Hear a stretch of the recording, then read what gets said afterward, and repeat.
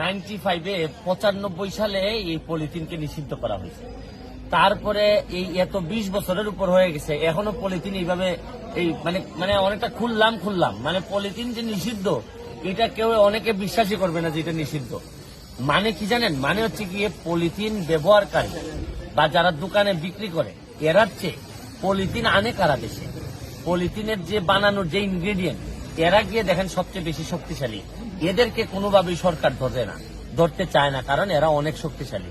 সরকারকে জিজ্ঞেস করলে খালি ওইসব ওই যে উপরে বক্তব্য আছে না, যে আমরা ব্যবস্থা নিচ্ছি, আমরা ব্যবস্থা নিব। আমরা এখন যারা পলিথিন ব্যবহার করে এদেরকে আপনি ম্যাজিস্ট্রেট দিয়ে যদি 500, 300 আর 1800 ফাইন করেন, তাতে পলিথিন কোনোদিন কমবে না বাংলাদেশ থেকে। আপনাকে একটা কার্যকরী পদক্ষেপ নিতে হবে, যে জায়গায় মূল জায়গায় হাত দিতে হবে। বেশিরভাগ সরকার করে কি, মূল জায়গায় হাত না দিয়ে যে জায়গায় হাত দিলে কোনো ঝামেলা হয় না ওইসব জায়গায় দিয়ে পার হয়ে দিতে চাই। এটাই ছিল আমার বক্তব্য। আরেকটা বিষয়, আপনি তো একজন স্পোর্টসম্যান, আমরা মানিকগঞ্জে যারা জানি, এখন আমাদের মানিকগঞ্জের জন্য আপনার কোনো চিন্তা? মানিকগঞ্জে তো বেশ কিছুদিন আগে সিংগাই যেমন আমি খেলতে আসছিলাম, তো এইবার মানিকগঞ্জে তো কয়েকজন এমপি আছেন, স্বতন্ত্র এমপিও আছেন। আশা করি এইবার মনে হয় বারবারই আমার মানিকগঞ্জে আসা হবে। আমার খেলা শুরু হচ্ছে গিয়ে 23-24 শেরপুর এবং জামালপুরে স্টেডিয়ামে খেলার মধ্য দিয়ে আমার খেলা শুরু হচ্ছে আবার। আর বিষয় হচ্ছে গিয়ে যে ফুটবলটাকে আমি অনেক বেশি ভালোবাসি, আর এমপি হওয়াটা তো একটা জার্নির মতো।